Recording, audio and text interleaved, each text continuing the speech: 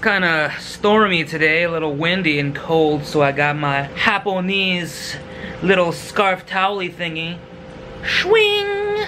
Fabulous. Now welcome guys to another awesome, spectacular video. Today's video is kind of leading off from the last video when we were talking about that new YouTuber that I know that hasn't really put up the video yet. She said that there were some minor issues or something, so we gotta wait a little longer before she posts it up. But leading on to that video, or stepping off of that, this is another video regarding Guam Youtubers. As I was trying to edit the previous video, I was looking up online for a picture that I can use as the screenshot, you know, the thing that grabs people's attention, the clickbait, if you will. And I typed in Guam Youtubers on the Googles, and I stumbled upon a website called Social Blade. Now Social Blade is just like this ranking website where you can look at the top YouTubers in an area or some such like that, and it gives you a listing of like how many subscribers they got, how many views they got, how much money they could be making from ad revenues and stuff like that. So that's what I did. That's what I was doing. I was looking up,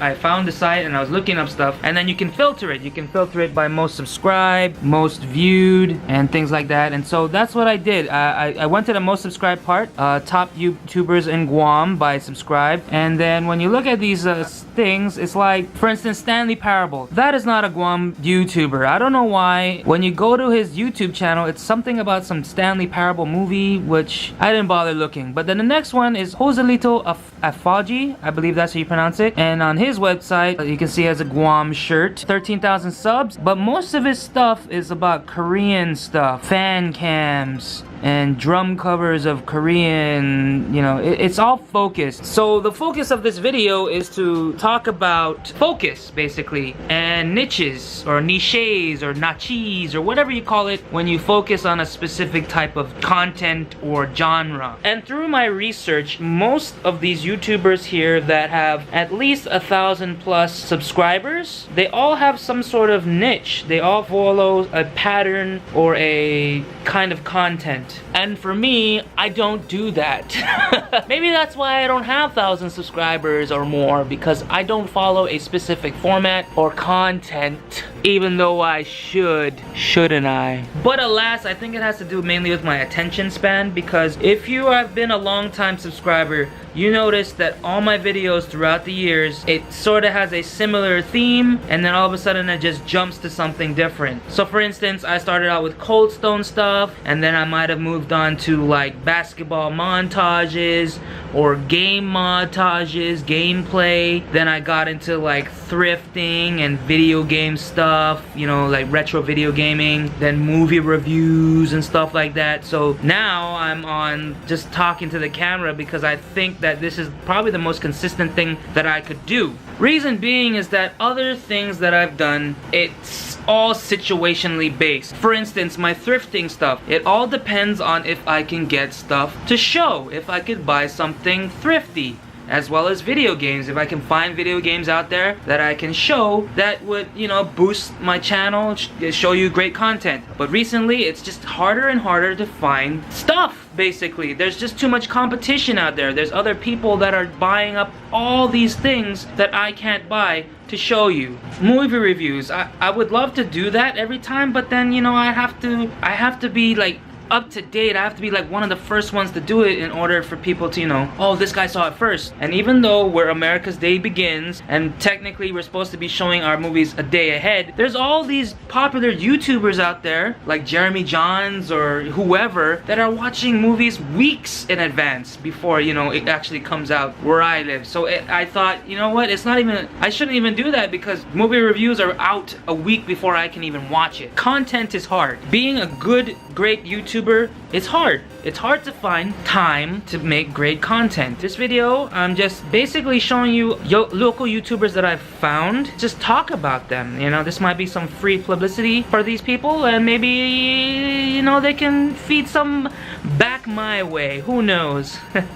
So if you're watching, please like, comment, and subscribe, baby. More videos every week. I at least try to. So let's begin. Let's talk about some YouTubers that I've seen on the site. and from Social Blade. And if you're wondering, I'm number 74 out of 100. Yay! So I found this website called When in Guam. It has a list of all these featured locals, Guam YouTubers. Now I'm not gonna go through all of them because most of them are similarly themed. For instance, Full Cast Flip, Cheesecake, Acoustic Attack, Redomaly, J Alpha, Snoozix, Drowsy, Metaphors, Mama Shar, Friends with Instruments, Rayminder. These are all people that are musically inclined. So, you know, that's a given. They're all musicians. If they're good at what they do, they're gonna have a lot of subscribers. Some of them are rappers and things like that. There's also Project Inspire, who are now, I had a video about them earlier, so you can check that out. A homie of mine, Raphael, he's doing things. He's at 1330 right now, but he's very musically focused. So that's his niche, I believe. It's all about music, which is, you know, it's fine. So is this person named Cheesecake. Music, 825. Most popular video, 100,000 views. And here's Raph. This one's a little different. This is Christina. I've met her through Urban Individuals, a dance group, and she does K-pop stuff, K-pop reaction videos and things like that. She's at 1,004.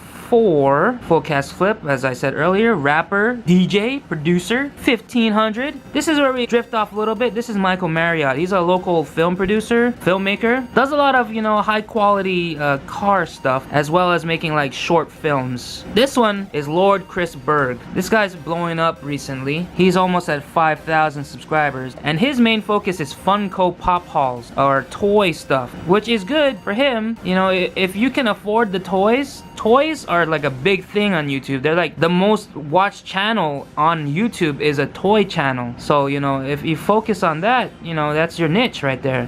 Cam of Spam. I think this started off as sort of beauty and makeup type channel, and you know, she found her niche. And like I said in a previous video, pretty face, popular, 12,000 sub. And the most one I found with the most subs so far is Joselito Afaji, who does, like I said earlier, K-pop stuff, reactions, fan cam, drumming. He's currently at 13.2. Cam was at 12. Oh, those are some of the local Guam YouTubers. Some of them aren't still here anymore. They moved off somewhere else, but they started their stuff off in Guam. And, you know, I just thought I'd talk about it a little because, you know, they found their niche. They found a sort of piece of the pie that people are looking for to subscribe. And that's one of my problems is I don't focus on a specific niche. If I did that, I'd probably have a lot more subscribers by now. Hopefully, maybe, I hope. But right now, I'm just gonna focus on talking because it's the easiest thing to do. People talk, right? That's a natural human being thing to do, is to talk. And hopefully you enjoy my little rants and raves and whatever. And if you are not a subscriber, please subscribe because I try to do things every week. Try to make it sexy for you, the viewer.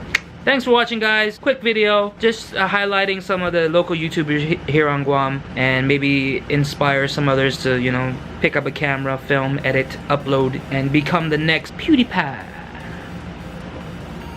Peace.